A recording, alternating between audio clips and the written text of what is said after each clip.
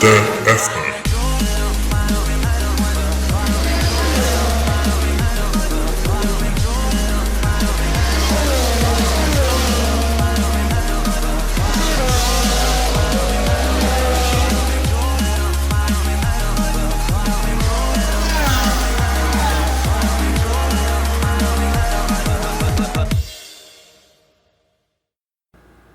Bonjour tout le monde et bienvenue à la balado-diffusion du Bulletin F1.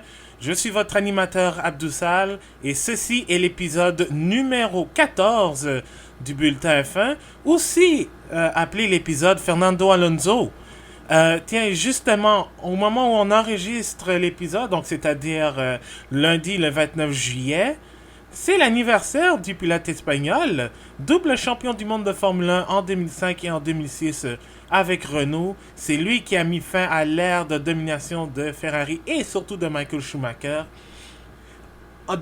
Depuis 2011, entre 2011 et 2018, Alonso a enregistré 32 victoires, 22 pole positions, 23 meilleurs tours et 97 podiums pour un grand total de 1899 points entre les Grands Prix d'Australie 2001 et Abu Dhabi 2018. Alonso a aussi participé très récemment au championnat du monde d'endurance de la FIA avec Toyota. Il a remporté le championnat, le 3e championnat du monde de sa carrière, grâce à 5 victoires, dont 2 fois les 24 heures du Mans. Et comme il est à la poursuite de la triple couronne que seul Graham Hill a remporté, donc c'est-à-dire remporter le Grand Prix de Monaco, ce qu'il a fait 2 fois, remporter les 24 heures du Mans, ce qu'il a fait 2 fois aussi. Il est maintenant à la poursuite des 500 000 d'Indianapolis. Il a tenté sa chance en 2017. Il a eu une casse moteur, mais a terminé 29e et a essayé de se qualifier pour les 500 000 de 2019. Il n'a pas pu participer au 33, mais apparemment Alonso tenterait sa chance avec Toyota pour participer au rallye Dakar. On souhaite la meilleure des chances à Alonso si ça devait être le cas et joyeux anniversaire Fernando. Au menu cette semaine, on revient sur ce Grand Prix complètement fou d'Allemagne disputé à Hockenheim. On va avec les traditionnelles évaluations individuelles. On va revenir sur les 10 écuries selon le résultat et on vous donnera le classement des pilotes et des écuries après 11 courses. Pour ce faire, je suis en compagnie de Marc-André Fortin. Salut Marc-André. Salut Abdou. Ça va bien? Ça va très bien, toi? Ça va bien, merci. Je me remets de mes émotions de dimanche parce que c'était quelque chose. La poussière est retombée un peu, mais quelle course quand même. À vue d'œil, là, c'était magnifique à voir. Oh oui, puis si jamais vous n'avez pas regardé le Grand Prix, je vous conseille de regarder la course au complet, pas les faits saillants, parce que il y a des détails qui ne seront pas inclus dans les faits saillants. Exactement. Je pense que c'était une course de détails, autant qu'une course passionnante avec beaucoup de choses qui arrivaient, donc beaucoup de stock pour les faits saillants, mais les détails ne sont jamais dans les faits saillants, donc ça vaut vraiment la peine de regarder la course en entier. Exactement. Alors, sans plus tarder, mesdames et messieurs, démarrez vos moteurs. C'est un départ.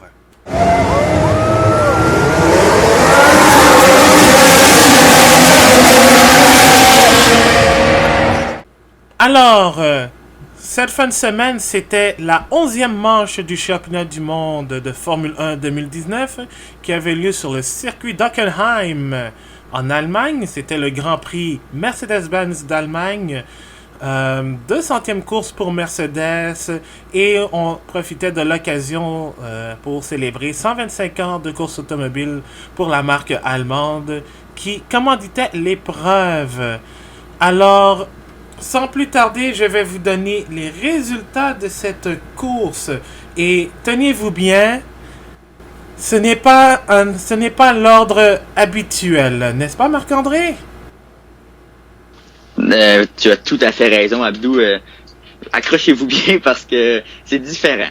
Mais on aime ça, voir un petit peu de différence. Là, ça amène toujours le championnat à un autre niveau, autant pour les écuries de pointe que pour les écuries de milieu de classement et de bas de classement, qu'on va surtout reparler tantôt.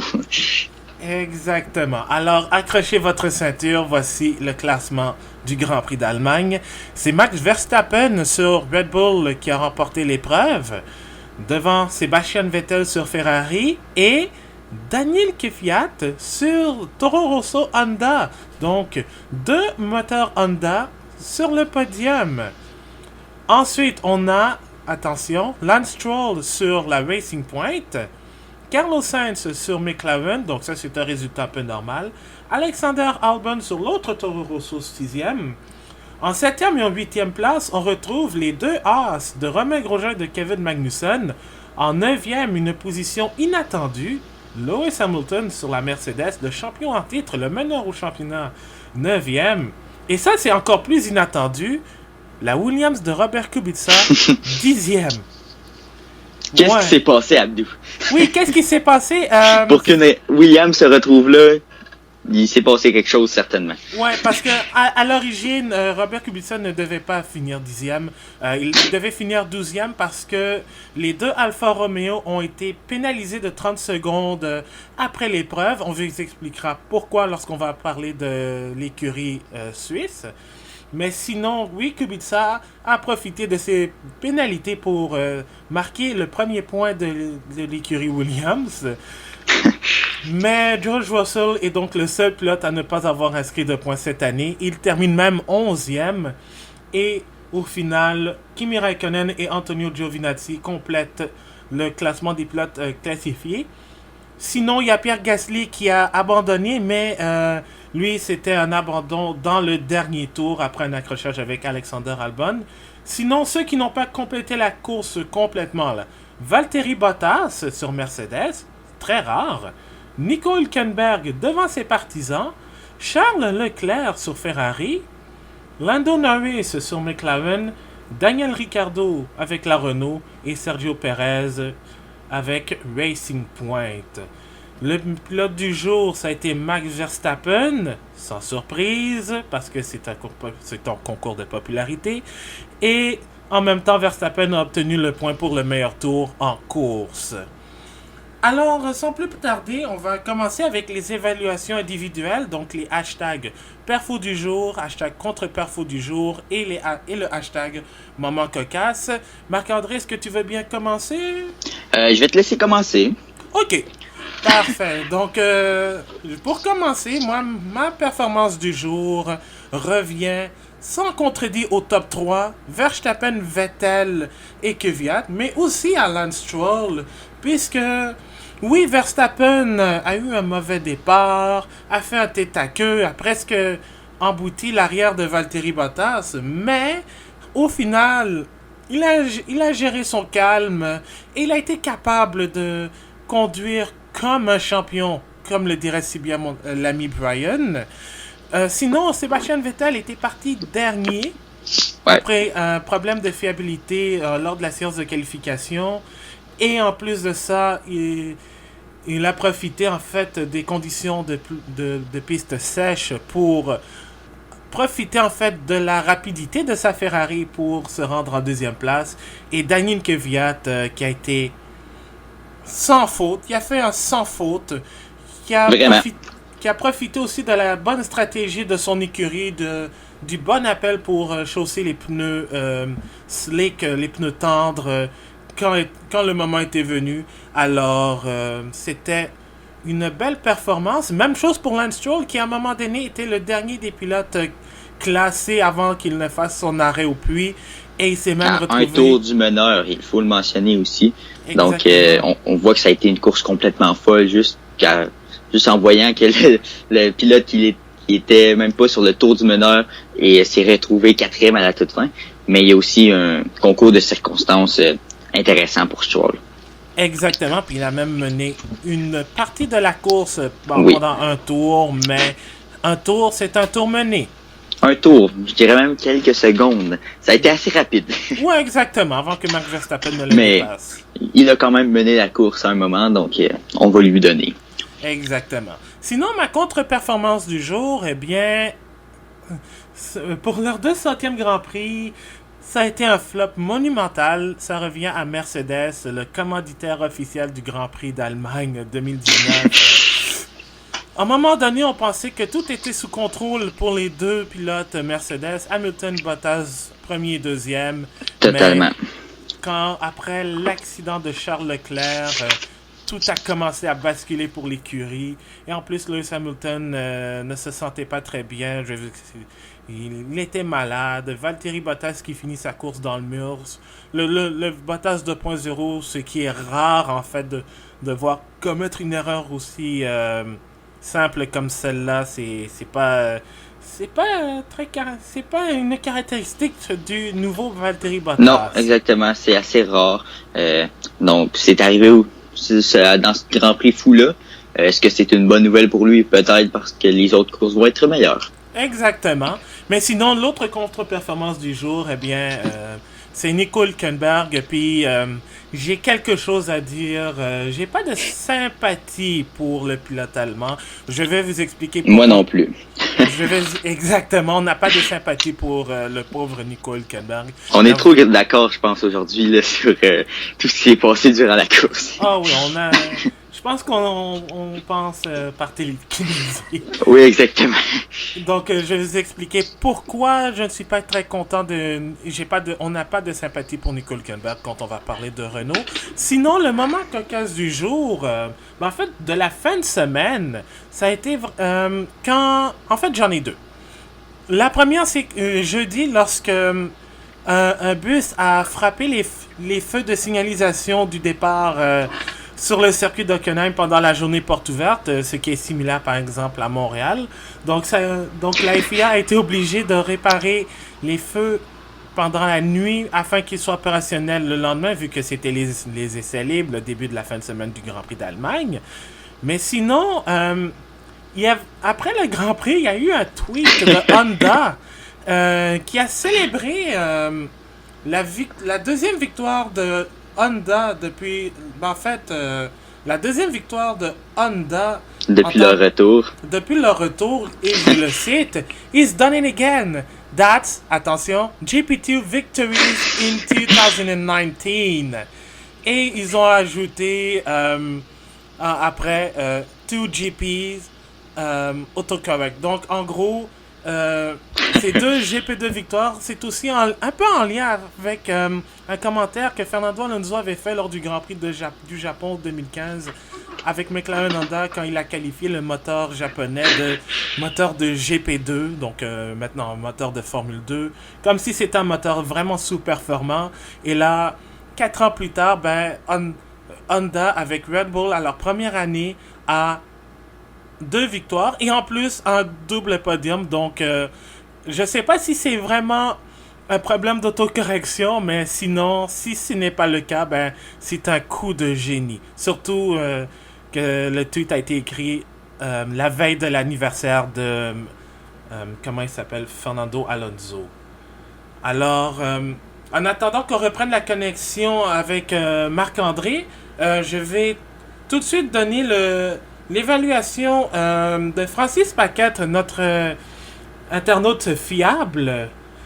La performance du jour va à Verstappen. Toro Rosso et Stroll. La contre-performance du jour va pour une rare fois aux pilotes Mercedes et Charles Leclerc. Et le moment cocasse, c'est il m'a envoyé un tweet via le bulletin F1 où on voit le top 3 sur le podium et en arrière-plan, il y a le logo de Mercedes parce que Mercedes, comme je le dis depuis le début de l'épisode, a commandité le Grand Prix d'Allemagne. Alors, Marc-André, peux-tu nous donner nos évaluations maintenant qu'on a repris la connexion? Oui, donc je vais pas mal dans le même sens que toi. Donc, Max Verstappen, Stroll, mais j'y vais beaucoup plus dans le sens de la stratégie. Donc, lorsque j'ai su que c'était sous la pluie, Donc le matin même, on l'a su un petit peu plus. On savait qu'il allait pleuvoir, mais je m'attendais à beaucoup de stratégies de la part des équipes. Et je pense que les écuries qui ont mieux géré cela, c'est les équipes qui se sont justement retrouvées en position 1, 2 et 3 ou même 4. Donc, mais surtout Red Bull et Racing Point, justement Max Verstappen qui a dédié sa victoire à Red Bull pour leur changement de pneus rapide au bon moment. C'est difficile lorsqu'il pleut de prendre les bonnes décisions parce que ça doit se faire rapidement. T'as pas les ingénieurs n'ont pas le temps de se dire OK, là est-ce qu'on doit changer les pneus de pluie pour les pneus intermédiaires parce que un tour plus tard la situation peut avoir complètement changé. Donc ça doit être sur le moment et Red Bull l'a très bien fait. Justement lors du dernier Grand Prix, les mécaniciens de Red Bull avaient battu un record en 1,91 secondes pour le changement de pneus. Oui. Et en Allemagne, ils l'ont rebattu leur record en 1,88 secondes. Et juste pour les gens qui suivent pas trop la F1, là, c'est 4 pneus qui sont changés durant cette seconde et 88 millièmes. Donc c'est incroyable et ça m'a amené à me questionner, ça faisait longtemps que je me questionnais. Est-ce que la F1 devrait introduire un point pour l'écurie qui change le pneu le plus rapidement durant une fin de semaine? Selon toi, Abdou. C'est déjà fait parce que je pense qu'avec DHL, il y a justement un système, il y a un système de points, mais je pense pas qu'ils obtiennent un point sur leur dans le championnat des écuries. Je pense pas qu'ils obtiennent de points. Moi, ce serait vraiment un point additionnel que je donnerais aux écuries, un petit peu comme le meilleur tour sur la piste. Parce que c'est tellement important. Les mécaniciens doivent être très solides à chaque remise de pneus, justement, pour finalement gagner un point qui pourrait être très important à la fin. Donc, ça donnerait encore plus la chance aux écuries de mettre leurs mécaniciens en valeur, qui un travail qui est très diminué, je trouve, dans la F1 d'aujourd'hui. Parce que exactement, comme je voulais dire, le championnat, il y a un championnat à part. Oui, exactement. Avec DHL. Je me fais à chaque année un petit tableau pour suivre ça très à la lettre. Donc, mais moi, je trouve ça ça serait comme un championnat à part du championnat, un petit peu entre les mécaniciens. C'est important quand même, mais il y en a un. Mais j'aimerais peut-être ça qui additionne un point. Mais je pense pas que ça soit dans les plans. Mais je pense que ça devrait l'être. Mais je comprends le raisonnement derrière, ton raisonnement derrière, parce que depuis que, et surtout avec depuis l'abolition du ravitaillement en essence là, maintenant et en plus les arrêts au plus sont obligatoires en Formule 1. Donc 1/10 de seconde, ça peut changer une course. Ça peut changer quelque chose. Et on sait que année après année et encore après année, les mécaniciens de Red Bull sont parfaits et là ils battent des records et des records, donc on peine à croire jusqu'à où ça va se rendre, mais là ils sont à 1,88. J'ai hâte de voir en Hongrie ça va faire quoi. Et cette année ça se bat entre Red Bull et Williams qui ont les Williams meilleurs. Qui au moins vont peut-être pouvoir gagner à quelque part, c'est peut-être ça qui est la bonne nouvelle dans leur cas. Exactement. Bon. Sinon, petite dernière bonne performance du jour, je le donnerais à la fluidité de l'épreuve durant toute la course. Ça a été bien géré par les commissaires de course, autant par ceux qui brandissent les drapeaux que ceux qui gèrent la course en tant que telle. Donc, il y a seulement la petite accident avec Leclerc qui a été un petit peu long à ramener la voiture en dehors du circuit, mais à part ça, en plus, comme pour tous ceux qui ont travaillé pour la course, justement, tu mentionnais hier que Vettel avait fait un bon geste, là, avait fait une accolade au commissaire de la course, et justement en regardant une deuxième fois la course, je l'ai bien vu là que il a donné une petite accolade sur le podium, mais je trouvais ça très sympathique. Surtout une marque de respect important après les événements qu'on a connus dans les derniers mois, dernières semaines. Je sais pas de quoi tu parles, Marc-André, de quel événement tu parles? On ne sait pas, justement, ça s'est passé proche de chez nous. Ah ouais, ah ok, ouais, je vois de quoi tu parles.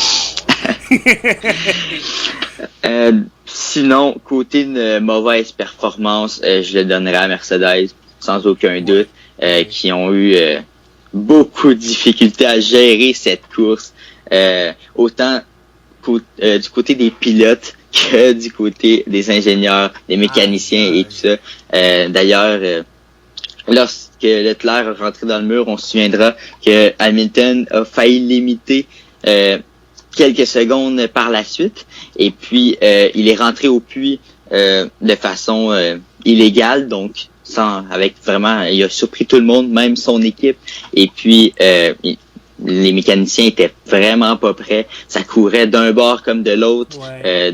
Des mécanos avaient une sorte de pneu, d'autres avaient une autre sorte de pneu. Donc, ça a pris 53 secondes, je pense, avant de faire le changement complet de l'aileron et des pneus. Mais c'était catastrophique dans le cas de Mercedes. Puis, sans oublier aussi que Hamilton avait le contrôle total de la course avant la petite erreur de Leclerc.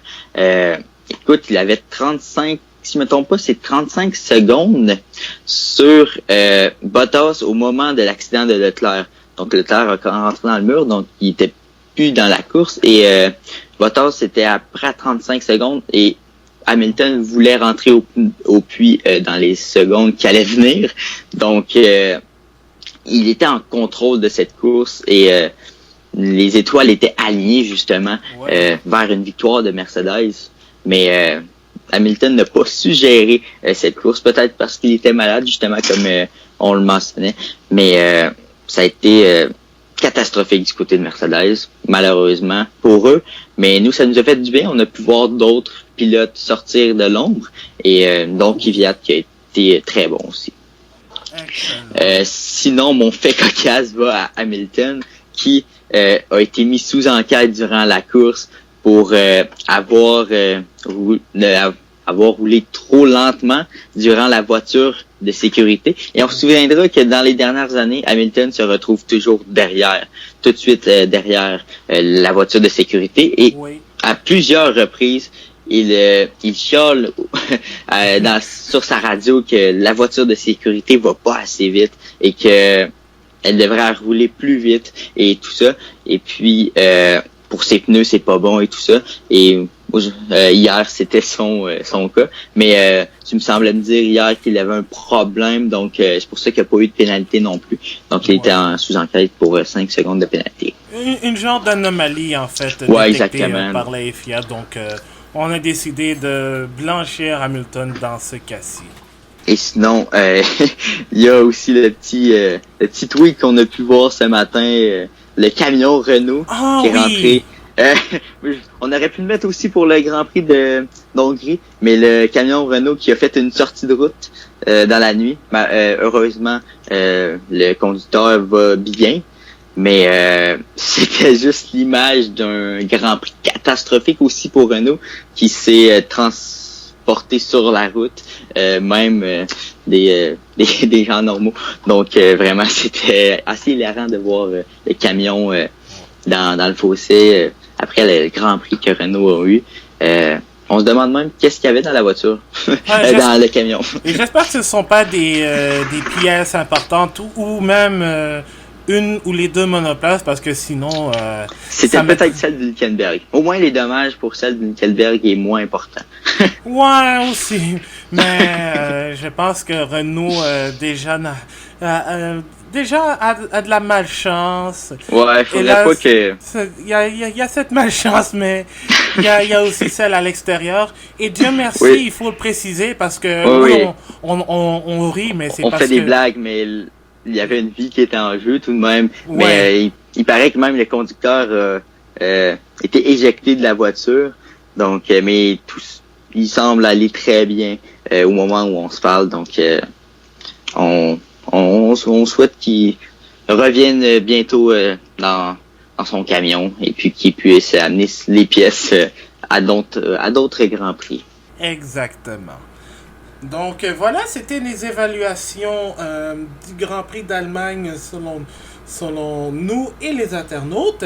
Et si vous voulez participer à ce podcast, après chaque Grand Prix, vous pouvez envoyer vos évaluations avec les mentions hashtag perfo du jour, hashtag contre-perfo du jour et hashtag moment cocasse, soit sur notre compte Twitter @lebulletinf1 ou sur Facebook, dans notre page Facebook Le Bulletin F1. Maintenant, passons au retour des écuries. On va faire le tour des 10 écuries selon l'ordre du résultat. Et pour la deuxième fois, on ne commencera pas par Mercedes. On va commencer par Red Bull, mais Mercedes, on va en reparler vraiment un peu plus tard. Oui, puis ça va être intéressant. Ça va être intéressant. Donc, commençons à tout seigneur, tout honneur avec le vainqueur, l'écurie vainqueur du Grand Prix d'Allemagne, Red Bull Honda. Max Verstappen vainqueur, Pierre Gasly 14e et en abandon, mais il faut parler de Max Verstappen.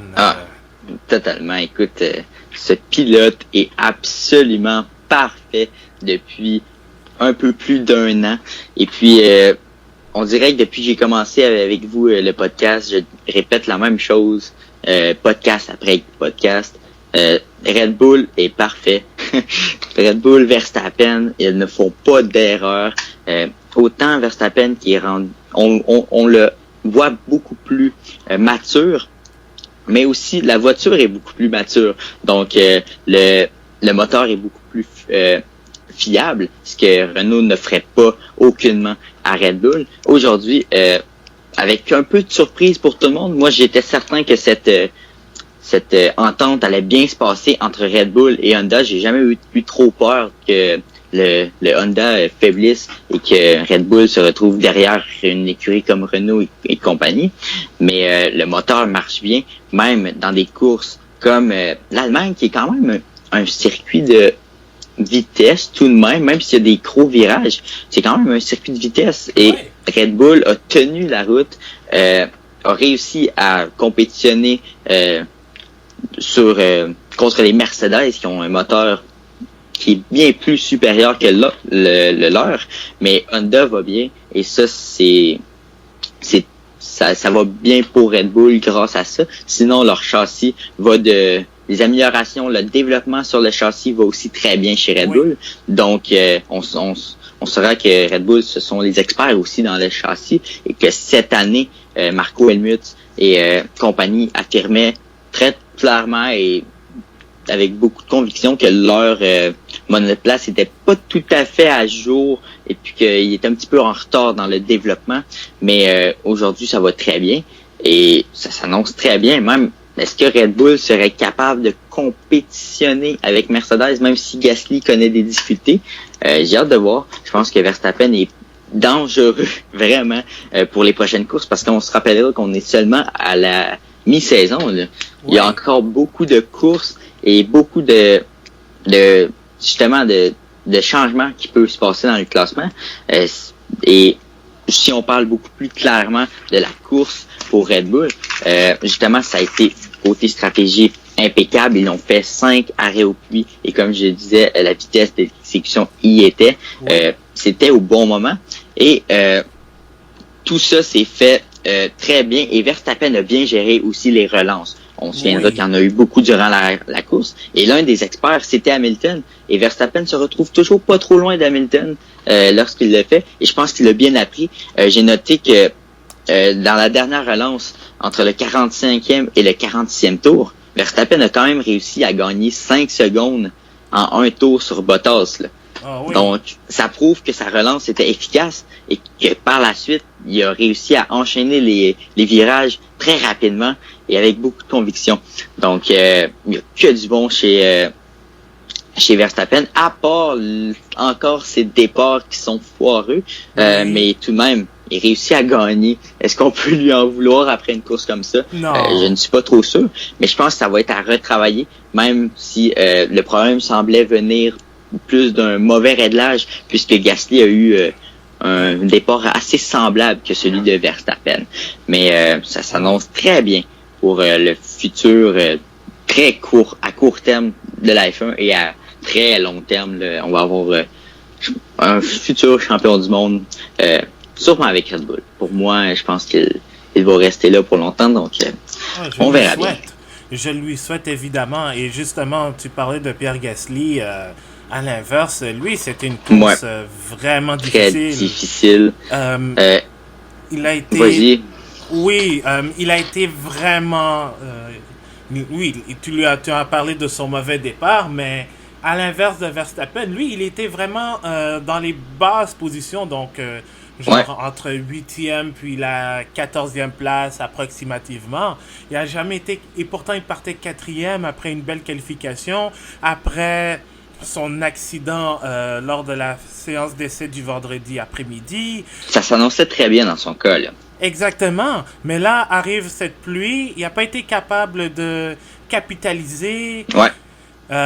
Oui, il a réussi un dépassement sur Sébastien Vettel. C'était bien. Mais on a vu Albon le dépasser à plusieurs reprises. Et justement, on va en reparler bientôt d'Albon, mais il a été fumant, surtout aux dépens de Pierre Gasly, il n'a jamais hésité à le dépasser, à le défier, et même à bien se défendre contre Pierre Gasly, qui, comme on disait, a une meilleure voiture que Albon. Mais ça m'a un petit peu rappelé, le Grand Prix d'Allemagne m'a un petit peu rappelé le premier Grand Prix de Pierre Gasly dans sa voiture en Australie. On se souviendra il avait terminé en arrière de Kvyat, même pas dans les points. Donc, ça m'a un petit peu rappelé cette histoire-là d'un pilote qui avait de la difficulté à battre l'équipe sœur même de Red Bull. Oui, puis en plus de ça, difficulté de battre, mais l'exécution de de sa tentative de dépassement sur Albon dans le dernier tour a été ratée parce que son aileron avant s'est blotté en dessous de sa monoplace et c'était course terminée pour le Français. Et là, ça ajoute beaucoup plus de pression après un Grand Prix de Grande-Bretagne où il avait connu sa meilleure course de la saison. Donc, et là, Helmut Marko a dit, bon, arrête. Avec Kvyat qui a fini 3e, on va dire, on se calme là. Gasly va finir la saison quand même. Mais quand même, ça n'empêche pas Gasly d'être sous pression. Et surtout après une course comme celle-là, après une 4e place et après une course difficile où il n'a pas été capable de capitaliser parce que j'ai vu la reprise de l'incident à bord de la voiture de la Red Bull, puis je dois dire, moi je pensais que Albon avait fait quelque chose un peu de dernière minute, mais c'est vraiment Gasly qui a mal exécuté son truc. Ouais, effectivement, ça m'a un petit peu rappelé aussi l'incident entre Verstappen et Vettel, c'est un petit peu semblable, à part le fait que Albon ait peut-être fait un geste de défense beaucoup plus visible que celui que Verstappen avait fait lors du dernier Grand Prix en Grande-Bretagne, mais c'est vraiment Gasly qui était en tort, qui a mal géré la distance entre les deux voitures. Et c'est dommage parce que peut-être qu'on aurait pu avoir beaucoup de points dans le cas de Red Bull dans cette course qui a été mal gérée justement par Gasly. Est-ce que c'est son manque d'expérience peut-être sous la pluie? C'est peut-être pas sa meilleure où il est le meilleur aussi. Donc, on va voir. Moi, je pense que Red Bull se doit d'être patient avec lui, même si on sait que ce n'est pas une écurie qui prône la patience trop. Donc, c'est peut-être ça qui va le désavantager pour Gasly. Mais j'espère qu'on va jouer de patience parce que je pense que c'est tout de même un pilote qui peut... D'après moi, il ne peut pas devenir un champion du monde, mais je pense que ça peut être un très bon deuxième pilote, un petit peu... à la Raikkonen, peut-être, quelque chose comme ça dans le futur, mais on verra bien. Je l'espère aussi, c'est un très bon pilote, c'est juste peut-être que l'adaptation avec Red Bull... se fait peut-être moins bien qu'on pensait. Exactement. Passons maintenant à Ferrari, Oui. qui et se soulage un peu de la deuxième place de Sébastien Vettel, mais derrière ce deuxième rang se cache un samedi horrible. Parce, Oh oui. horrible parce que, premièrement, Vettel est parti de la dernière place après un problème de turbo. Donc, il a été obligé de changer toute la configuration de... En fait, il a été obligé de changer de moteur, donc ce qui lui entraînait une pénalité avec, mais sans incidence. Et Charles Leclerc, qui en Q3 a été obligé de déclarer forfait pour cette période, parce que je ne me souviens plus du problème, mais c'était évidemment un problème mécanique. Donc, Ferrari a vu Lewis Hamilton et Valtteri Bottas occuper la première et la troisième place respectivement. Mais encore, ça s'est bien passé pour la Scuderia. Leclerc est passé de la 10e à la 4e place à un certain moment et pouvait aspirer à un podium, voire même la victoire. La victoire, je pense qu'il aurait pu se battre avec Verstappen. Et ça aurait été intéressant, là, sous la pluie, de voir Leclerc et Verstappen se battre pour la victoire. C'est un petit peu dommage que Leclerc se soit mis dans le mur. Mais je vais te laisser finir, là, mais ça aurait pu être très intéressant en fin de course, là.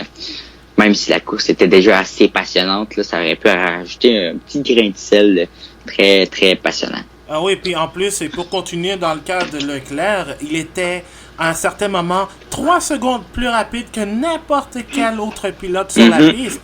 Donc, n'eût été de cette erreur, puis je ne pense pas que... oui, il dit que c'est sa faute, mais je pense que c'est aussi une question d'aquaplanage, parce que quand il a atterri dans le gravier, il y avait entre la piste et le bac à sable la fameuse section de drague qui a été, disons, ensevelie de résine pour justement permettre aux dragues de garder de leur adhérence lorsqu'il n'y a pas de... après les courses de Formule 1 et tout. Mais sous la pluie, ça devenait une patinoire extrêmement glissante. Donc, le pauvre Leclerc a été pris dans ce piège, pas une fois, mais plusieurs fois durant la fin de semaine. Pas seulement quand il ne pleuvait pas seulement quand il pleuvait, mais aussi quand il ne pleuvait pas pendant les essais et la qualif aussi. Donc, le Virachez et Charles Leclerc à ne pas inviter au même endroit. Exactement. Et le seul endroit où peut-être je pourrais être d'accord avec lui, c'est que au moment de son accident, il était en voiture, il était sous voiture de sécurité. Donc, c'était après l'incident de Perez qui, malheureusement, a terminé sa course. Je ne pense pas que c'est plus une erreur. C'est plus une erreur sur course normale de Leclerc. Parce que Perez, lui, c'était vraiment au premier tour officiel de la course. Ah oui, c'est vrai. Mais, il me semble que c'était drapeau jaune. Mais... parce qu'il était très lent. Je sais pas si c'était avec Perez. Ouais, c'est vrai, Perez, c'était très tôt dans la course. Tout ça pour dire qu'il était sous voiture de sécurité, soit virtuelle ou non virtuelle. Et c'est peut-être une difficulté à gérer son accélération sur l'avant-dernier virage. Ouais. Qui c'est à ce moment-là vraiment qu'on a vu qu'il a perdu le contrôle. Et après ça, il a été passager, là, comme tu l'as dit, c'est l'aquaplanage qui l'a mis dans le mur parce que il pouvait rien tenter, c'était impossible pour lui de ramener la voiture. Mais il y a peut-être eu une petite difficulté à gérer, peut-être au 15e virage. Mais en même temps, écoute, ça fait partie de la course lorsqu'il pleut. Ça peut arriver. Maintenant, c'est appris dans son cas de peut-être faire plus attention aussi, même si c'est quelque chose qui est très difficile à prévoir et à gérer au moment venu. Exactement. Mais si quelqu'un a bien géré ça, c'est son coéquipier Sébastien Vettel. Oui. Surtout un an après ce fameux Grand Prix d'Allemagne. Et moi, je suis très étonné de l'avoir vu terminer la course. Parce qu'on en a parlé beaucoup dans le podcast, dans notre dernier podcast. Oui. Mais on se demandait un peu où était Vettel, comment il avait pu passer de le pilote à peut-être gagner un championnat du monde à un pilote qui se perd complètement. Et il a été vraiment très bon Oui. lors du dernier Grand Prix en Allemagne, a bien remonté la pente, a évité aussi les erreurs du premier virage qui peuvent toujours être tordues lorsqu'on commence en dernière position. C'est souvent, on dit souvent qu'un pilote qui est dernier va probablement terminer très haut parce qu'il a une meilleure voiture. Mais ça, il doit éviter les erreurs au premier virage et les erreurs d'un pilote qui est peut-être trop sur l'offensive des fois. Oui. Donc, il a très bien géré ça et j'ai été content de le voir bien performer et terminer deuxième, même si j'aurais peut-être aimé voir un Kvyat ou un Stroll terminer à cette position. Mais Vettel a mérité amplement cette position. Oh oui, c'était une... Mais ce qui m'a surtout surpris, parce que quand j'ai revu la course, j'ai vu un Vettel en deux temps. Il y a eu le Vettel sous la pluie, qui en a arraché, je dois le dire. C'est peut-être le seul bémol que je vais apporter à sa belle course. Sous la pluie, il en a arraché un peu, parce que il n'était pas un des pilotes les plus rapides. Il oscillait entre la 7e et la 12e place. Et il avait même du mal à dépasser Kimi Räikkönen, qui, quelques instants après, est allé chercher un Kevin Magnussen qui était déjà en difficulté. Donc, ça, c'était le Sébastien Vettel qui avait peu de rythme sous la pluie, mais il a fait les appels. Comme on dit en anglais, on dit make the call. Mais quand il a vu que la piste a commencé à s'assécher, il en a profité. Il en a profité. Il a même parlé avec son équipe pour dire, bon, faites-moi rentrer en quelques tours là, pour voir si la situation météorologique s'améliore ou pas. Et lorsque la pluie a cessé et que la piste a séché, voilà, prononciation, Vettel, on a vu le Vettel avec la Ferrari qui était supposée être la plus rapide. Et c'est là où tout s'est joué. Tu me donnes presque le goût de réécouter la course encore pour voir Vettel. C'est peut-être cette partie-là que j'ai moins remarqué en début de course. Tu me donnes envie de le réécouter. Ah, mais ça, c'est normal parce que, évidemment, c'est des clips qu'on ne voit pas à la télévision parce que les chanceux qui ont F1 TV, la plateforme officielle de la F1 que nous, on n'a pas au Canada, ben, ils peuvent avoir les conversations radio qu'on n'entend pas, en fait, dans la retransmission officielle. Pas donc, tous, en tout cas. Donc, c'est ça qui a aidé Vettel. Oui. Donc, une belle deuxième place pour Vettel et j'espère que ça va être le début d'une bonne séquence pour l'Allemand parce que j'ai pas envie de voir une autre fois un Vettel où il est perdu à gauche et à droite. Puis en plus, j'ai vu une photo de lui vraiment souriant en train d'être reconduit par son père en scooter. Wow. Donc, ça, c'est le Sébastien Vettel que j'aime voir. Exactement. Et même... après la course, il était très détendu dans la petite pièce où les pilotes sur le podium étaient. On l'a vu très détendu et ça, j'aime ça le voir comme ça. Dans les dernières semaines, on le voyait très tendu, très tendu et même rancunier sur plusieurs événements qui se sont passés et c'était plaisant de le voir comme ça. Et est-ce que d'après toi, Toro Rosso était très tendu sur le podium? En tout cas, moi, je l'avais pas vu venir. Est-ce que eux s'étaient dit, OK, on va chercher un podium aujourd'hui? Même là, je pense pas. c'est triste à dire, mais il n'était pas en tout cas, avant la course, il était peut-être pas dans la situation pour gagner. Mais dans une course folle comme ça, tu dois savoir saisir tes occasions. Tu dois savoir rester en piste. Et c'est ce que Toro Rosso a fait. C'est ce que Kvyat a fait. Et c'est bien pour eux. Kvyat a justement été papa. A annoncé qu'il avait eu sa fille. On attendait cette nouvelle, mais il nous l'a vraiment annoncé après la course. Donc c'était une bonne nouvelle, surtout après sa victoire d'hier matin en fait. Oui, exactement. Donc, on dit ça parce que Daniil Kvyat a effectivement terminé 3e. Une très belle course, sans faute pour le Russe. Oui.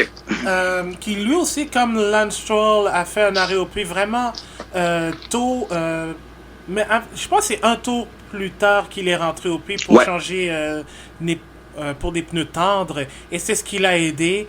Il a aussi profité d'une petite erreur de Stroll pour passer deuxième, et quand Sébastien Vettel est arrivé, ben là au moins il s'est assuré d'une place sur le podium. Donc exactement.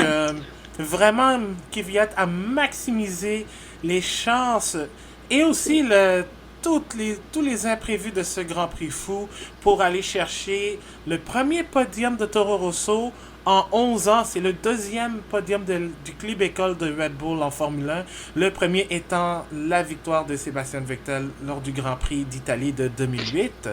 Donc vraiment une belle performance de Danny Kvyat, mais que dire aussi d'Alex Albon? Oui, il n'est Oui, pas sur le podium, mais comme tu le disais, il a été fumant. fumant, vraiment. Et juste pour finir avec Kvyat, j'ai l'impression que si la course avait duré 3 tours de plus, donc Oui, pour vraiment les 67 tours qui étaient supposés, parce que fait à noter, les pilotes ont fait 3 tours de formation avant de partir sur un départ arrêté. Donc, juste pour permettre aux pilotes de s'habituer et de mettre les pneus à température pour bien partir, qu'il n'y ait pas trop de problèmes au départ, eh bien, je pense que Stroll aurait pu réussir à le dépasser. Donc, le rythme était bon en fin de course pour lui. Donc, peut-être que Kvyat aurait perdu son podium, mais de toute façon, on va en reparler lorsqu'on va parler de Force India. ah, Mais mais oui, excuse-moi de te couper, je viens de penser à ça justement. Kvyat aurait pu reprendre sa deuxième place parce que Vettel, ça aussi, ça, ce n'était pas présenté dans la retransmission officielle, OK. mais Vettel a fait une petite erreur au virage Mercedes Ah ouais? qui est dans le genre le stade qui a le virage qui amenait proche du stade et de la ligne de départ arrivée. Donc Vettel a fait une petite erreur et Kvyat Oh! s'est rapproché. Il a tenté de faire un dépassement au virage 13, le fameux virage où Vettel a eu son accident l'année passée, mais Kvyat s'est rétracté parce que je pense qu'il a vu que il ne fallait Ça pas pourrait prendre de peut-être risques. terminer mal. Exactement. Et puis Et ça, ça prouve aussi que Kvyat est devenu un peu plus, c'est devenu un Kvyat plus mature. oh oui, vraiment. Et c'est un pilote que avant, pas que je détestais, mais c'est pas un pilote qui m'attirait nécessairement par ses prises de décision absurdes et même idiotes à quelques reprises. C'est ce qui a amené Marcus Verstappen durant la saison chez Red Bull, lorsque Red Bull ont décidé que Kvyat s'était terminé avec eux Ouais. il y a quelques années. Mais c'est un nouveau Kvyat qu'on voit et j'adore ce que je vois vraiment. Il est plus mature sur la piste, très calme. On dirait qu'il voit ce qu'il va arriver avant même que ça arrive. Donc, il peut prévoir un petit peu plus que ce qu'il avait beaucoup de difficultés à faire avant.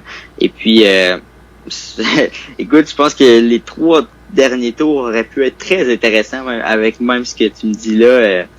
Donc, Oh oui. Imagine si la course avait duré un tour, là on plus aurait une longtemps. bataille entre Vettel et Kvyat. Mais je vais te laisser parler d'Alex Albon Oui, si tu veux bien. écoute, justement, on en parlait un peu lorsqu'on parlait de Gasly. Écoute, il l'a dépassé à plusieurs reprises avec aucune conviction, avec beaucoup de conviction, pardon. Et il a jamais hésité non plus. Je pense il voit peut-être l'horizon du volant de Gasly, peut-être. Donc, je pense qu'il en Si jamais. profite lorsque la situation y est pour dépasser Gasly et aussi dans sa défense que j'ai aimé tout au long de la course. Il s'est bien défendu, autant lorsqu'il avait dans ses rétroviseurs un Hamilton et ou Oui. bien un Gasly ou bien tout autre pilote. Il a très bien géré ça et il a annoncé après la course que c'était sa première sous la pluie et ben écoute, quand tu vois qu'un Hamilton, un Bottas, un Leclerc on n'a pas terminé la course dans ces circonstances. On peut même se demander comment Albon a réussi. Et puis, il a été fumant. Écoute, j'ai Oh pas oui. d'autres mots que fumant pour la performance de Albon durant le Grand Prix 2019 d'Allemagne. Et il était même quatrième à un certain Oui, point. Et une quatrième place qui a été occupée par la seule. qui a été terminé en fait par la seule Racing Point en piste, et ce n'est pas Sergio Perez, Non. c'est Lance Stroll. Qui va faire taire un peu les gens qui le critiquaient sur Internet. Oui, exactement. Au moins, on voit que Stroll performe bien avec une voiture qui... Déjà, en partant, c'était un nouveau châssis. Oui. Il y a eu une certaine évolution. Il a finalement réussi à sortir de la Q1 et à passer en Q2, même s'il s'est qualifié 15e. Il a été dans le top 10 lors des essais du vendredi, autant le matin que l'après-midi. Mais sa journée a été sauvée grâce à la stratégie Vraiment. de rentrer au puits tout de suite après l'avant-dernière voiture de sécurité, et ainsi de mener le Grand Prix officiellement. Incroyable. Officiellement, et je ne dis pas parce qu'il y avait d'autres pilotes qui devaient s'arrêter, il avait la position nette avant que Max Verstappen ne le dépasse. Le dépasse quelques secondes plus tard. Mais, et comme on le mentionnait un petit peu plus tôt, Stroll au 38e tour, donc 10 tours avant sa stratégie gagnante, il était un tour en retard sur le meneur. Donc, il faut le mentionner. On ne s'attend pas à un pilote, justement, qui est à un tour de terminer 4e. Les circonstances de course ont fait en sorte que oui. Et au 48e tour, comme tu l'as mentionné, l'écurie Racing Point a très bien géré, a réussi à prendre la bonne décision. Et c'est souvent le cas dans leur cas. On a souvent vu Stroll bien performer sous la pluie, et oui, Stroll est un bon pilote sous la pluie, mais je pense que il y a toujours une aide qui doit venir de l'écurie. Oui. Donc, félicitations à eux. Écoute, il a rentré 3 tours avant tout le monde, a pu profiter de ces secondes précieuses avec des gommes beaucoup plus rapides que les intermédiaires pour profiter justement de cet arrêt au puits. Oui. Et puis, il l'a mené, à tout le moins pendant quelques secondes la course. Et ça va être bon pour sa confiance, parce que dans les dernières semaines, on sait qu'il ne réussissait pas à sortir justement de Q1. Ouais. Donc là, il l'a fait. Et puis déjà là, c'était de la confiance accumulée. Mm-hmm. Et là, il a terminé 4e. Je pense que lorsqu'il pleut, c'est dans son élément. Oui. D'autres pilotes ont beaucoup de difficultés, mais lui, c'est comme si c'était sur du sec. Et même, je pense qu'il est meilleur sous la pluie encore que sur le sec. Donc, puis je vois un pilote qui est capable d'être très bon sous la pluie, comme en étant un très bon pilote, parce que tu dois savoir gérer toutes les situations d'une course en étant pilote. Oui. Donc, c'est certain que si tu as de la misère sous la pluie, j'ai de la misère à te considérer comme un bon pilote, parce que tu n'es pas capable de gérer toutes les circonstances de course qui pourraient arriver dans une course. Donc, Stroll, ça, il l'a en tout cas, et on ne peut pas lui enlever. Et il mérite ce qui lui arrive présentement, et on espère peut-être le voir en Q3 en Hongrie avant le congé. Je pense que ça pourrait lui faire tellement de bien. Oui. Et même une bonne course là sur le sec en Hongrie, ça pourrait être tellement bien pour ce jeune homme canadien. Donc, on est fiers de lui. Ah oui, on est vraiment fiers. Puis moi, normalement, je supporte tous les pilotes de Formule 1, mais quand j'ai vu Stroll dans le top 3, j'ai laissé tomber l'impartialité, puis j'ai sorti ma fibre nationaliste. J'ai enlevé mon chandail orange de mon côté. Wow! T'aurais aimé ça voir les deux, hein? Ah, j'aurais aimé ça. Peut-être un chandail des multicolores, donc orange et rose, peut-être? Oui, aussi. Peut-être. Peut-être un jour. Mais je dois dire, il faut, avant de passer à... On parlera pas beaucoup de Sergio Perez parce que sa course est terminée après un tour. Mais pour compléter avec Racing Point et Lance Stroll en particulier, sa défense sur Valtteri Bottas, elle était remarquable. Ah oui. J'ai complètement oublié d'en parler, mais très, très bonne intervention, Abdou. Ah oui, parce que je dois dire, Stroll, pardon, Stroll qui a dû tenir tête à Valtteri Bottas avant que ce dernier ne parte en accident et ruine l'anniversaire de Mercedes. Uh-huh. Je dois dire, ce qu'il a montré là, c'est du Du gros gros pilotage. du gros Oui, oui. pilotage. Parce que oui, je sais qu'il pouvait rien faire face à Sébastien Vettel, c'est clair. Mais peut-être il a dit aussi qu'il regrettait un peu sa petite erreur quand il a dû se défendre face à Daniel Kvyat. Uh-huh. Parce que sans ça, ça aurait été une troisième place pour le Québécois et pour Racing Point. Mais juste de voir un pilote dont qualifié de pilote payant, de fils à papa, Exactement. d'un pilote faible, défendre face à un pilote qui est supposé être Plus rapide, plus déjà rapide, côté mais mécanique, oui, mais aussi beaucoup plus expérimenté, là. aussi. Ben là, ça me prouve que Stroll est capable d'aligner de bonnes performances. Il lui manque juste d'être constant.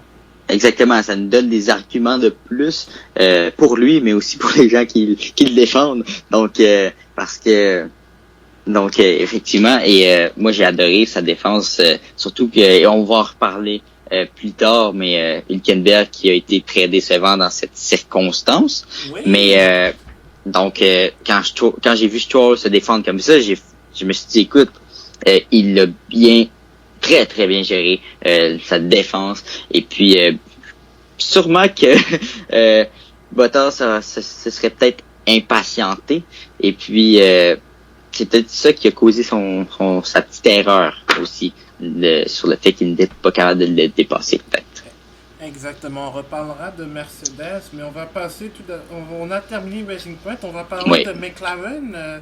Carlos Sainz, 5e, meilleur résultat de l'écurie cette saison, et un deuxième meilleur résultat pour Sainz en Formule 1, mais ça a failli virer à la catastrophe quand lui aussi il a joint le club du virage 16. Il est parti en tête à queue, mais heureusement a gardé le moteur en marche et a pu revenir derrière Norris, et ensuite la stratégie a bien fonctionné. Pas grand chose à... Oui, il dit... Bon, McLaren était content, Carlos un peu moins, mais il aurait pu se retrouver sur le podium. Hein. Ça, c'était un autre pilote qui aurait pu être parmi le top 3, je pense. Oui, je suis très d'accord avec toi. Il y a peut-être eu, oui, une bonne gérance justement de la stratégie, mais peut-être pas assez pour être sur le podium. Je pense que dans des courses comme ça, c'est vraiment ça qui différencie justement les hommes des enfants. Et puis peut-être que Sainz et McLaren n'ont pas été totalement dans les meilleurs, et c'est pour ça qu'ils se retrouvent 5e, mais 5e c'est très bien dans une course comme celle-là.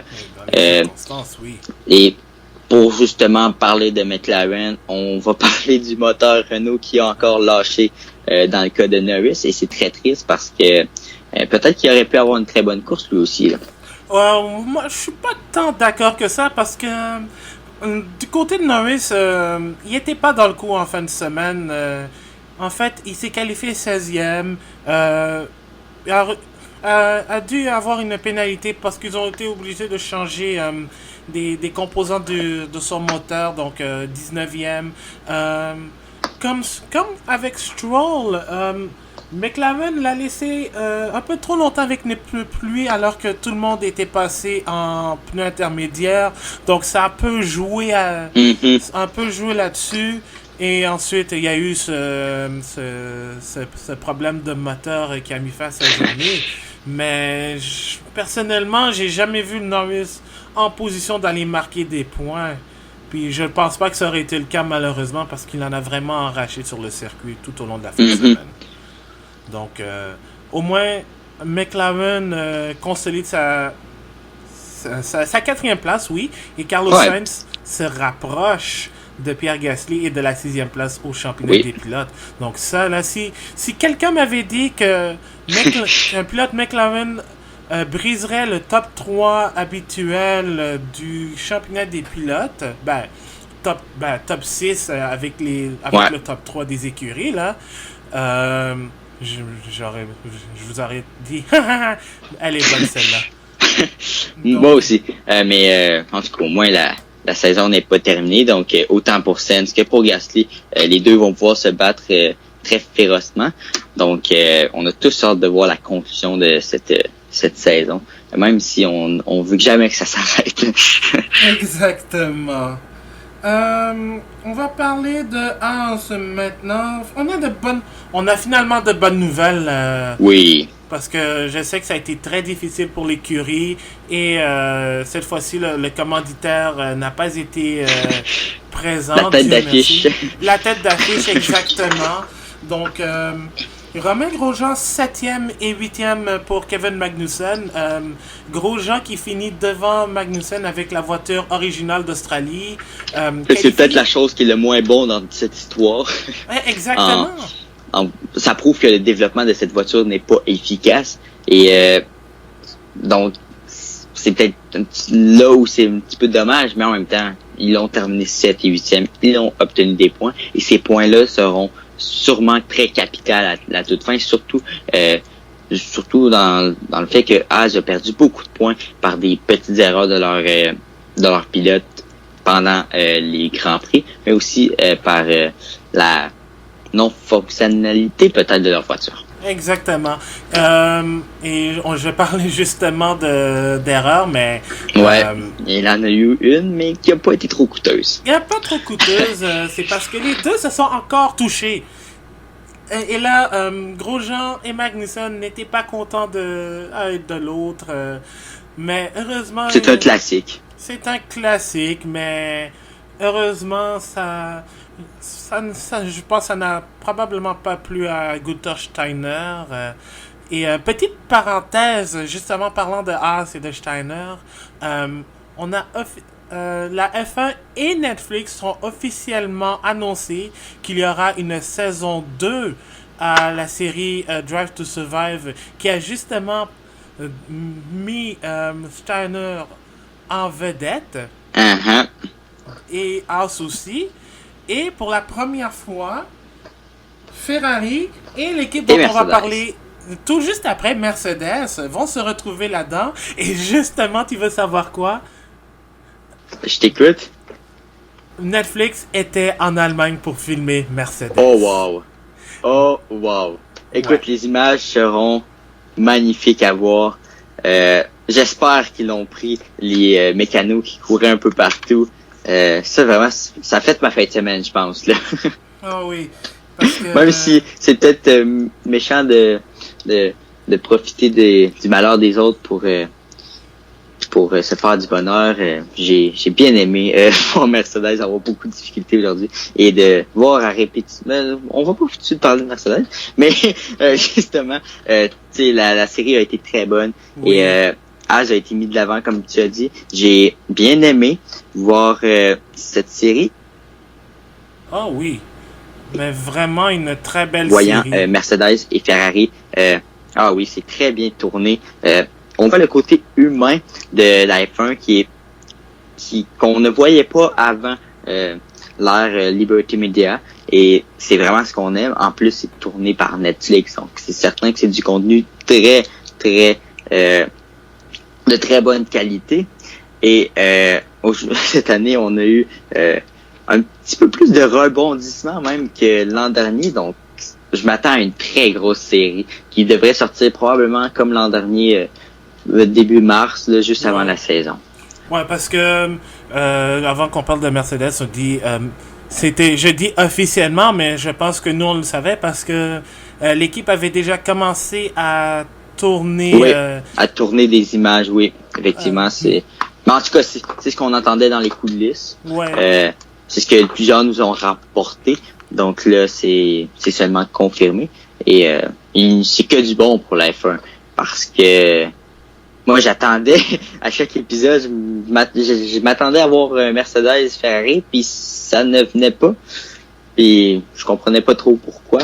Je pense que ça peut même être avantageux pour la compagnie d'être dans une une histoire comme celle-là, même si et on voit une voiture de près, je pense qu'après une saison, ça change pas rien de ça, donc voilà. Oui, puis je pense que justement, on va voir la réaction de Toto Wolff de près après ce Grand Prix catastrophique parce que... Qui ont été nombreuses. Hein. Qui ont été nombreuses parce que Lewis Hamilton a fini 9e, mais c'est une 9e place qui a été héritée avec les pénalités à Raikkonen et à Antonio Giovinazzi. Mais en vérité, il a fini 11e alors qu'il partait en pole. Il dominait ce Grand Prix, mais... il y a eu cette erreur un tour après l'accident de Leclerc, au même endroit. Et comme tu l'as dit, il est rentré dans les puits illégalement. Donc, il nous a fait un bis repetitis de son entrée au puits à Hockenheim, mais avec un aileron en moins un peu amoché, en fait. L'arrêt au puits... digne de Laurel et Hardy, en fait, avec la musique de Benny Hill et tout, que je suis plus capable d'entendre.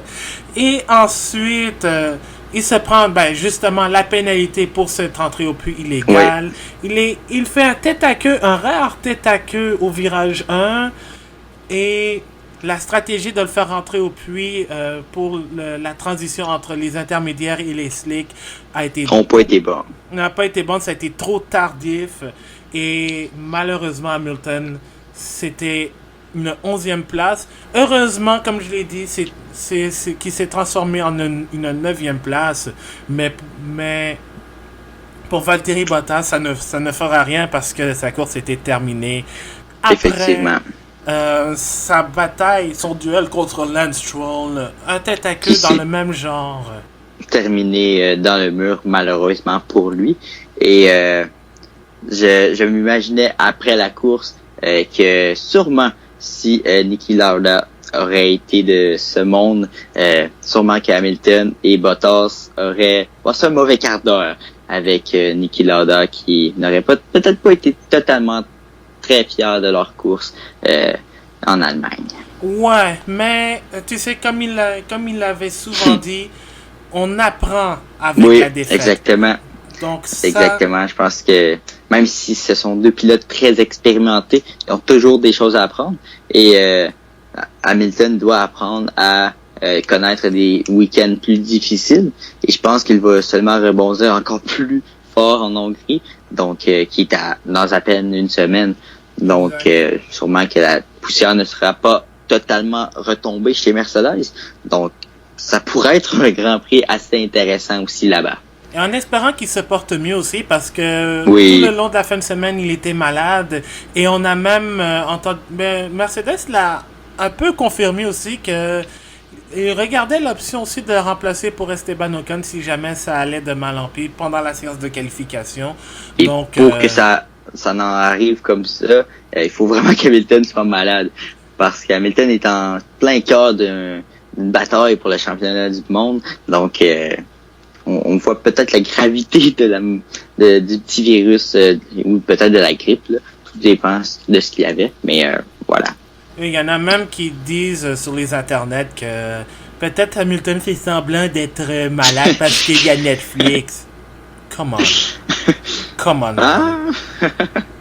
Ouais. Ça peut être vrai, mais... Ça peut être vrai.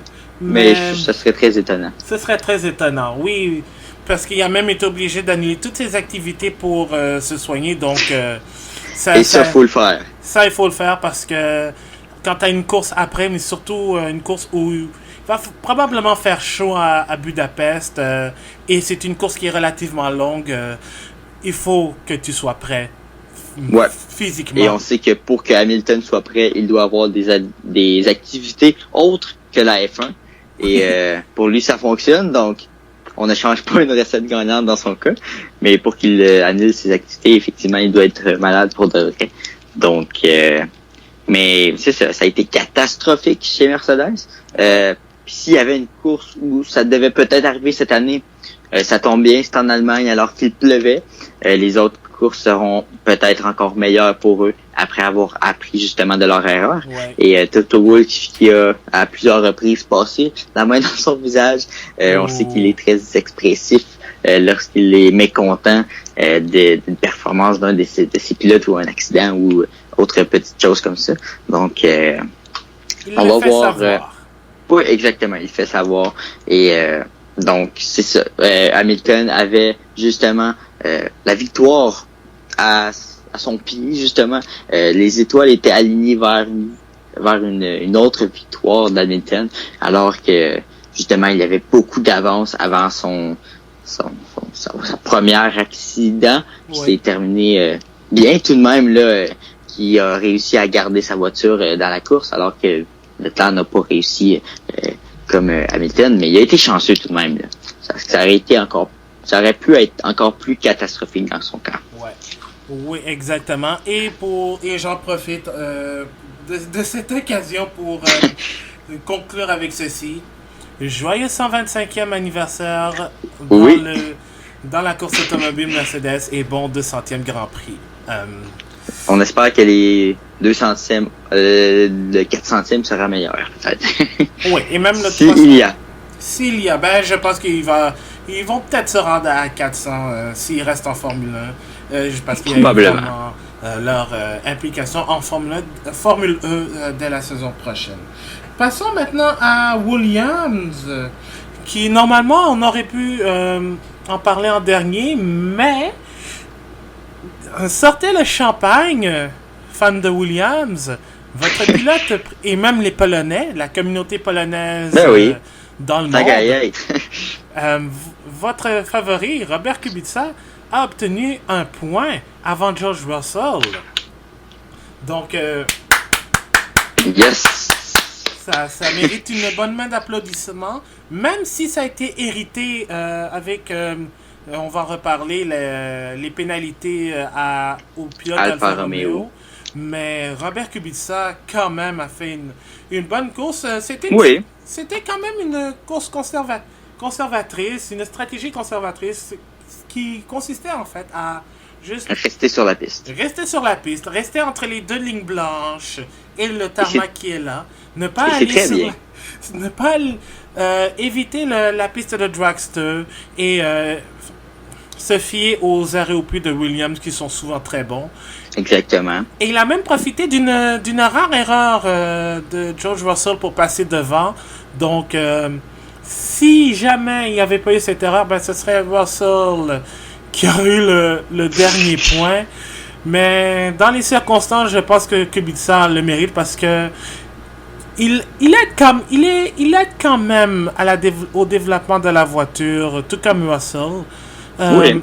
A beaucoup d'expérience aussi, donc probablement qu'il amène cette expérience dans le développement d'une voiture, mais aussi dans la concentration peut-être de Russell, dans l'amélioration de Russell en tout. Donc on est content pour lui. Écoute, fallait que ça arrive. On ne voyait pas le jour où Williams allait avoir leur premier point, mais maintenant que c'est fait, je souhaite seulement que Russell en obtienne un pour pas être le seul pilote à la fin de la saison à ne pas avoir eu de points. Oui. Mais ça prendrait encore des circonstances comme celle d'hier pour que Williams ait un autre point, parce que c'est une catastrophe cette saison chez Williams. Et puis c'est ça. Il a resté sur la piste, et c'est ça l'important. Rendu dans une course aussi folle et spéciale, si tu restes pas sur la piste, ben tes chances viennent de passer à zéro dans les points et tout ça. Et puis tant que tu restes sur la piste, t'as des chances, et c'est ce que Williams a fait. Exactement. Puis si Kubica a fini 10e officiellement, Russell peut se vanter au moins d'avoir été dans le top 10 en piste, parce que avec toute la mascarade de la transition entre intermédiaire et slick, il s'est retrouvé 5e à un certain moment. Donc au moins pour se consoler. Son propre exactement. Pour se consoler, au moins, il a il a été dans le top 10. Alors que son coéquipier, non. Non, exactement. Exactement. Donc, au moins, c'est une très bonne fin de semaine pour Williams et qui est la Ouais. seule équipe à avoir complété tous les grands prix, puisque évidemment, avant c'était Mercedes et Williams, mais comme Bottas a eu son accident, ben, Williams n'a pas abandonné. Donc, la voiture est peut-être dernière, mais elle est fiable. C'est au moins ça, ils vont pouvoir se consoler de ça. Et justement, au moins la voiture est fiable, donc ils vont pouvoir travailler autour de ça. Mais malheureusement, je pense que c'est fait de façon très inadéquate. Et je ne vois pas Williams, je ne vois pas la veille aussi d'une bonne performance de Williams, soit cette année ou dans le futur proche, disons, dans quelques saisons. Ça prendrait vraiment un retournement de situation, peut-être des gens malheureusement un petit peu plus compétent peut-être chez Williams, mais on espère, on souhaite pas à une écurie de connaître autant de difficultés. Ouais. C'est une situation très triste, là, autant pour les gens qui travaillent là que pour les supporters de Williams qui ont connu des bonnes années dans les derniers temps, mais là c'est vraiment très difficile et on souhaite seulement que cette écurie reparte sur le bon pied. Exactement. Et je l'espère aussi parce que Williams au moins va de l'avant, mais ça va, c'est lentement mais sûrement. Ouais, probablement. On va maintenant expliquer pourquoi Alfa Romeo a eu les pénalités d'après-course. Parce que, il faut se le dire, en vérité, au drapeau d'amis, Kimi Raikkonen et Antonio Giovinazzi ont terminé 7e et 8e. Les deux ont fait une bonne course, peut-être aux Oui. antipodes, mais malheureusement, les deux pilotes de l'équipe suisse, anciennement appelée Sauber, ont reçu des pénalités chacune de 30 secondes sur le temps d'arrivée, puisque Raikkonen et Giovinazzi ont bénéficié d'une aide au départ concernant le couple exercé sur l'embrayage, ce qui est complètement interdit dans les règlements de la FIA. Je pense que c'est l'article 27.1 si je me souviens bien. Oui, exactement. Donc, sur les deux Alfa Romeo, normalement, le temps nécessaire pour appliquer le couple en question par le pilote a été vraiment élevé au temps accepté par le système. Donc, c'est à peu près 70 millièmes de seconde. Sur la voiture de Raikkonen, le temps était de 2 dixièmes, donc on est vraiment au-dessus. Et sur celle de Giovinazzi, c'est 3 dixièmes. Donc, quand vous êtes sur une piste détrempée, sur une piste trempée, pardon, comme ce fut le cas au départ à Hockenheim, c'est comme un genre d'aide à la motricité parce que le passage du couple au sol, il est lissé pour une longue période de temps. Donc voilà pourquoi les deux pilotes Alfa Romeo ont reçu cette lourde sanction. Mais en général, moi, je dois dire, Kimi Raikkonen connu une bonne fin de semaine, qualifié Oui. 5e et s'est retrouvé 3e au premier tour. Effectivement, et durant toute la course, il a bien géré aussi. Il a été vraiment dans tout plein de batailles et a très bien géré ça, a su rester sur la piste et a terminé tout de même 7e. Et Ouais. puis, justement, il a réussi à rester sur la piste, mais aussi, j'ai aimé la façon où, comment il s'est comporté autant vis-à-vis son ancien coéquipier Vettel, mais aussi, il a su profiter justement des petits problèmes peut-être de Magnussen. Il a profité des problèmes peut-être à chauffer les pneus ou quelque chose comme ça de Magnussen pour en profiter pour le dépasser. Et c'est des occasions à ne pas rater et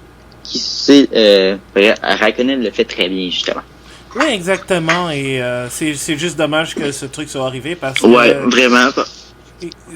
Et surtout pour Antonio Giovinazzi, parce que oui, lui, c'était pas aussi flamboyant que Raikkonen, mais peut-être une course vraiment dans l'ombre de son coéquipier. Mais il a tenu la voiture entre les deux lignes blanches et s'est même retrouvé 8e, malgré la stratégie un peu tardive d'Alfa Romeo de passer des gammes intermédiaires aux pneus tendres, mais au moins l'Italien a fait ce qu'il a pu. On voit qu'il y a, comme je l'ai dit, il y a une amélioration. Il commence à s'adapter à la Formule 1. Oui, oui, Et, effectivement. et ça, c'est une bonne chose pour l'Italien parce que je sais que c'est un très bon pilote. Il a prouvé en GP2, même s'il a fait malgré tout, mais je pense que c'est juste une question d'adaptation, contrairement à son rival de GP2 en 2016, Pierre Gasly. Mais comme je l'ai dit, la sanction est tombée au très mauvais moment pour l'équipe et Oui, surtout pour vraiment. le pilote italien. Mais tu sais, j'ai été un petit peu surpris, moi, de voir Giovinazzi à cette position, cette 8e position, parce que vraiment, il a été dans l'ombre. À l'écran, nous ne l'avons pas vu beaucoup. En tout cas, je l'ai peut-être manqué, mais je l'ai pas vu beaucoup. Et puis, il est sorti un petit peu de nulle part dans toute cette course folle. Il a réussi à garder sa voiture sur la piste, justement, mais aussi a pas trop... a profité justement de la stratégie peut-être d'Alfa Romeo, qui a été tardive, mais fonctionnelle dans le cas de Giovinazzi. Et ça, ils peuvent seulement s'en réjouir et ils vont pouvoir apprendre de ça aussi. Donc en fait, même si ils ont été pénalisés à la toute fin, le résultat sur la piste nette ne change pas. Ils ont tout de même réussi à terminer 7 et 8e. Donc ils vont pouvoir au moins se réjouir de ça et maintenant se remettre au travail rapidement. Exactement. Et on a appris aussi que Alfa Romeo allait porter la cause en appel. Aussi. Donc, disant qu'ils ont peut-être des preuves comme quoi c'était pas vrai et tout, que c'était nécessaire pour eux de le faire sans enfreindre les règlements. Bon. Ce serait quand même très drôle qu'il n'ait plus de pénalité et que Williams se retrouve sans points. Et Lewis Hamilton aussi. Et oui, aussi. Donc, ce serait quelque chose, mais... Mais je pense que l'épreuve était là. L'épreuve était là. Bon, on s'est gardé de la place pour parler de Renault. La grosse déception de la fin de semaine chez nous. Peut-être pas pour Daniel Ricciardo, parce que lui, c'était plus un problème de moteur, même si il n'allait pas être dans les points, mais il faut qu'on parle encore là, je trouve ça très décevant pour Ricciardo, justement, d'être encore pris avec le moteur Renault.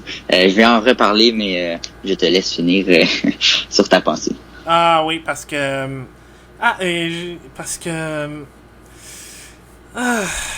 moi, c'est Nico Hülkenberg, là, parce que je l'aime bien comme pilote. Il est très rapide, il est très constant. Mais le problème, c'est que... Oui, vas-y.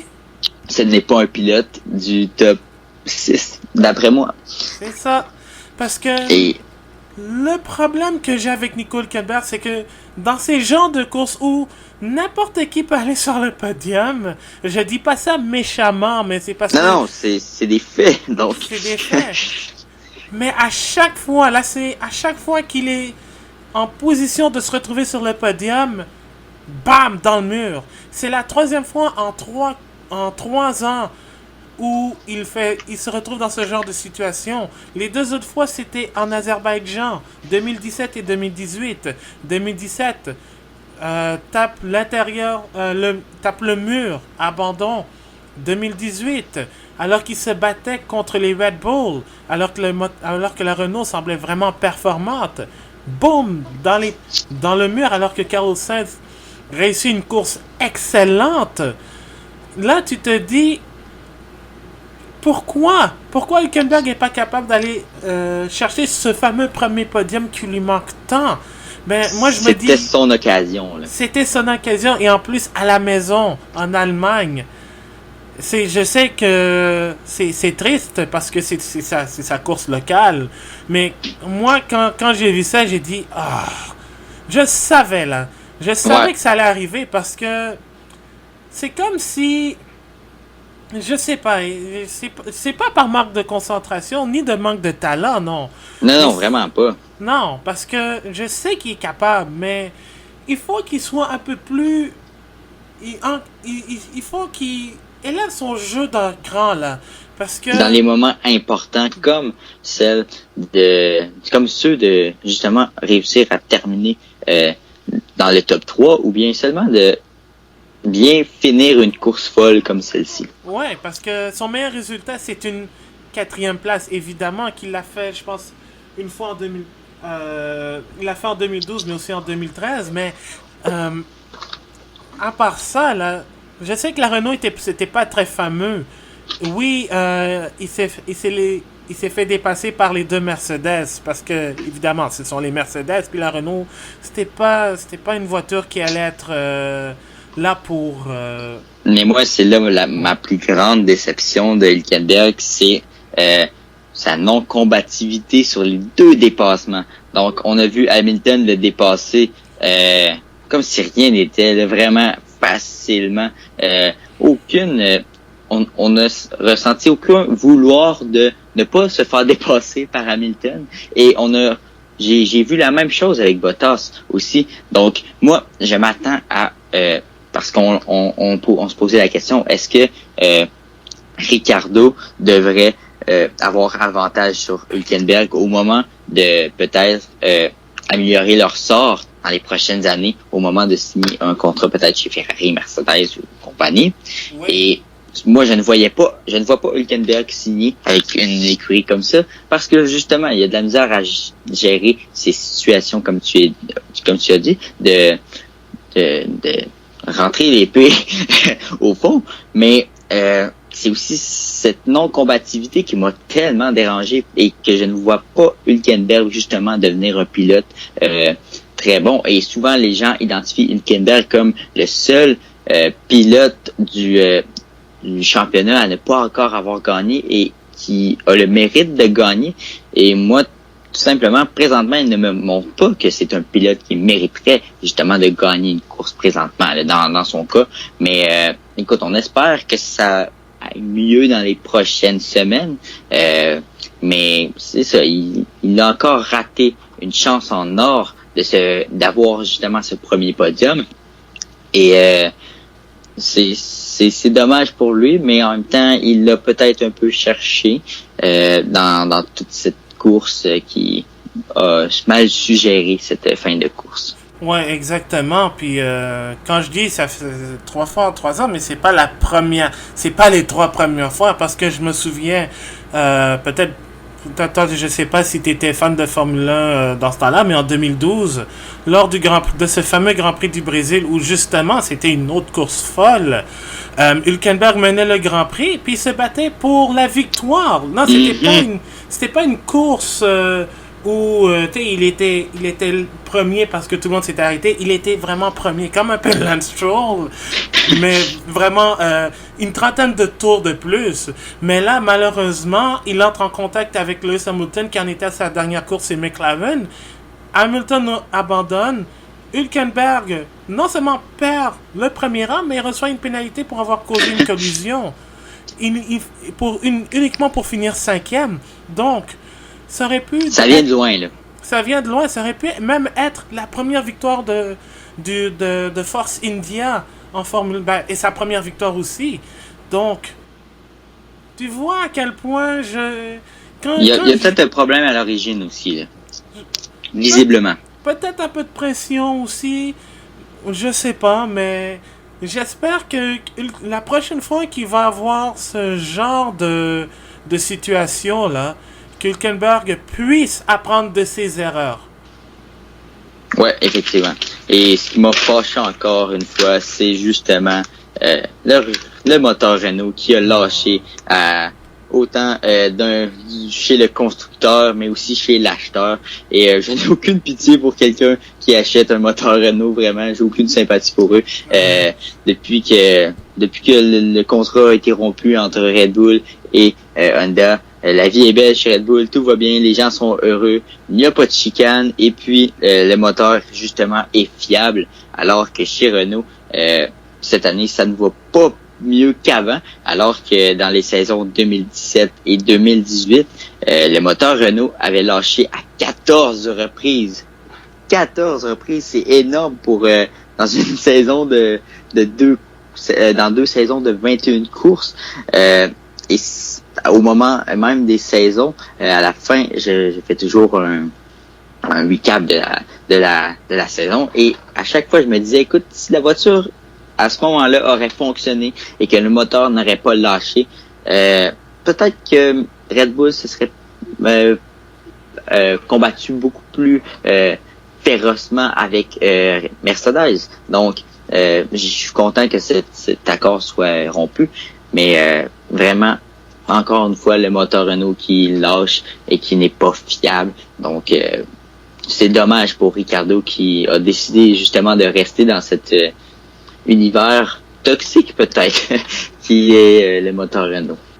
Oh oui, et il reste encore 10 courses, mais Renault doit vraiment élever son cran de jeu. Muscler leur moteur, muscler leur jeu aussi. Vraiment, et rapidement aussi. Ah oui. Donc, parce que on voyait Renault comme la 4e meilleure voiture, et en théorie, ça aurait dû être le cas. Mm-hmm. Et en plus de tout ça, on voyait surtout un duo très performant en Ricciardo et Hülkenberg, et finalement, Ricciardo qui a eu de la misère un peu à s'habituer à sa voiture, et ça, je peux le comprendre, tous les pilotes doivent justement avoir un temps d'adaptation à une nouvelle voiture, surtout que Ricciardo, ça faisait quand même longtemps qu'il était avec Red Bull, donc a dû s'adapter à tout plein de paramètres et tout ça différents. Et le moteur Renault lui-même. Et le moteur Renault, ouais, qui était assez semblable, j'imagine. Ouais. Mais tout ça pour dire que c'est ça, Renault doit connaître du succès rapidement et surtout doit travailler sur le développement, parce que présentement c'est peut-être le problème, c'est le châssis, notamment parce qu'on voit que McLaren est meilleur avec le même moteur, donc 1 plus 1 fait 2, donc dans le cas de McLaren ça fonctionne mieux, donc au moins Renault sait à peu près où est le problème, et ça c'est un avantage pour eux, alors que Haas, on en a pas parlé, mais ils ne savent toujours pas pourquoi leur voiture fonctionnait hier, mais pas la semaine dernière, et comme ils ne savent pas pourquoi lorsqu'ils connaissent du succès et lorsqu'ils connaissent des moins bonnes courses. Et ça, c'est la pire chose pour une écurie ou bien dans toutes les situations de la vie d'être dans l'ignorance, justement. Effectivement, donc à suivre pour Renault. Oui. Alors, c'est ce qui conclut le résumé des 10 équipes de ce Grand Prix d'Allemagne. On va aller tout de suite avec le classement des pilotes. Lewis Hamilton, avec ses 2 points donnés, maintenant se retrouve avec 225 points. C'est 41 points de plus que Valtteri Bottas qui en marque 0. Max Verstappen, avec ses 26 points, se retrouve maintenant à 22 points de la 2e place. Donc 162 contre 84. Sébastien Vettel maintenant à 141 points. Et Charles Leclerc en a 120. Et comme je l'ai mentionné un peu plus tôt, Carlos Sainz se retrouve à 7 points de Pierre Gasly et de la 6e place. Et avec ses 15 points, Daniel Kvyat pointe maintenant au 8e rang du championnat des pilotes. Donc 25... Verstappen est à une victoire quand même de dépasser Bottas. Ce qui est très intéressant pour la fin de saison qui s'annonce palpitante. Ah oui. Oh que oui. Donc si le championnat des pilotes est pas mal assuré pour Hamilton, à moins qu'il arrive quoi que ce soit. À moins que les Mercedes aient des courses semblables à celles en Allemagne, ce qui pourrait être très étonnant. Mais dans le cas où cette situation arrive jusqu'à la fin de la saison, bien, on pourrait avoir un nouveau champion parce que Verstappen vraiment est en plein contrôle de ses moyens, en plein contrôle de sa voiture et ne connaît que du succès depuis 1 an et demi. Donc, si jamais Mercedes connaît encore beaucoup de difficultés, ce qui pourrait être plaisant pour la F1, peut-être, mais on verra. Je pense pas que ça va arriver. Je pense que Mercedes sont beaucoup trop solides présentement pour connaître des genres de performances comme celle d'hier à répétition. Exactement. Donc, au championnat des constructeurs, Mercedes, justement, malgré tout, reste en tête. Ça, c'est une certitude. C'est 409 points pour l'équipe allemande. Ferrari a 261 points. Red Bull en compte 217. McLaren a 70 points. Avec la troisième et la sixième place des deux pilotes, en fait, de Daniil Kvyat et d'Alexander Albon. Toro Rosso a maintenant dépassé Renault au 5e rang du championnat des constructeurs. 42 points pour l'équipe, pour le club école de Red Bull contre 39 pour Renault, le constructeur français. Et maintenant devra regarder... Aïe, aïe. Exactement, aïe aïe aïe. Et encore plus aïe aïe aïe parce qu'ils devront regarder en arrière. Racing Point compte 31 points, donc 8 points de moins. Puis dans le championnat des constructeurs, ça peut se jouer à très peu. Oh oui, et on sait que l'argent est important en F1.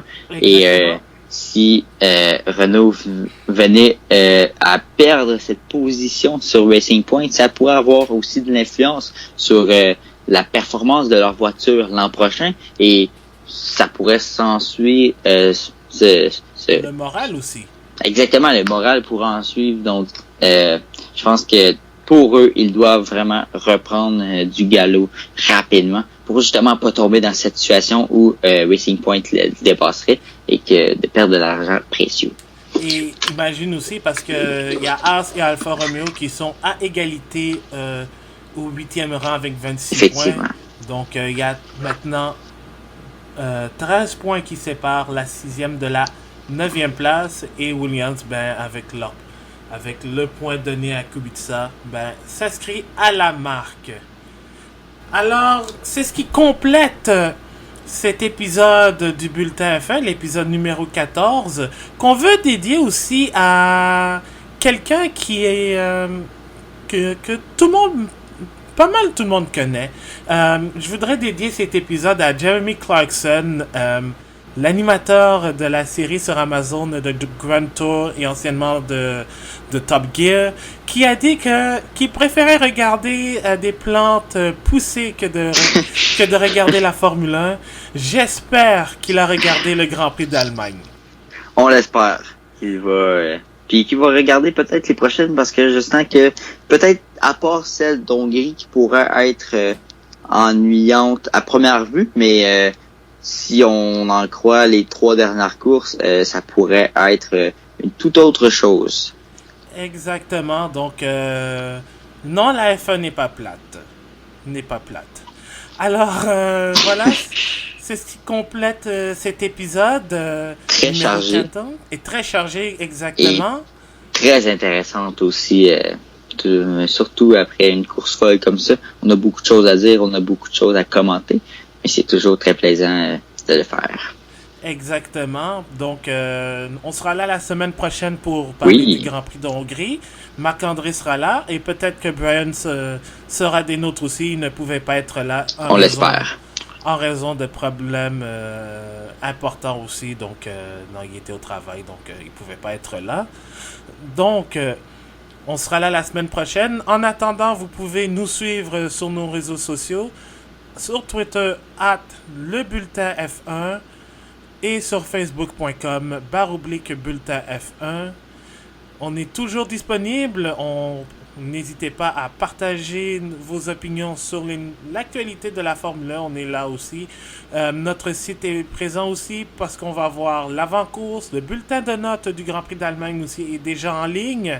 L'avant-course du Grand Prix d'Allemagne, dont Hongrie le sera aussi cette semaine.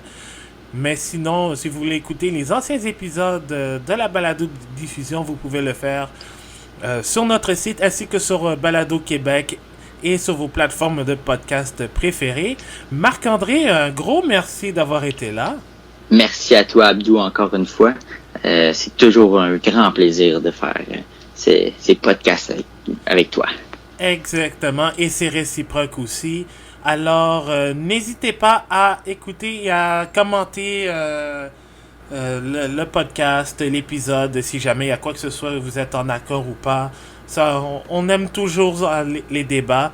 Et évidemment, profitez de la dernière semaine de vacances de construction parce que après ça va être le retour au travail, ça va être bientôt le retour aux études pour certains, Oui. sauf moi. Alors, profitez de la dernière semaine, fin de semaine du Grand Prix avant les grandes vacances. Qui vont faire très du bien pour la plupart, disons. Autant pour les mécaniciens que pour les pilotes qui vont retrouver leur famille et sûrement des amis qui n'ont pas vu depuis longtemps. Exactement, puis nous aussi, ça va nous faire un peu de bien après ces dernières semaines Oui, qui ont folles. été assez enlevantes et folles, effectivement. Exactement. Alors, merci beaucoup tout le monde de nous avoir écoutés. On se retrouve la semaine prochaine pour le Grand Prix de Hongrie. On continue toujours de rouler avec le bulletin F1. Et sur ce, amusez-vous bien. Salut à tous. Salut tout le monde.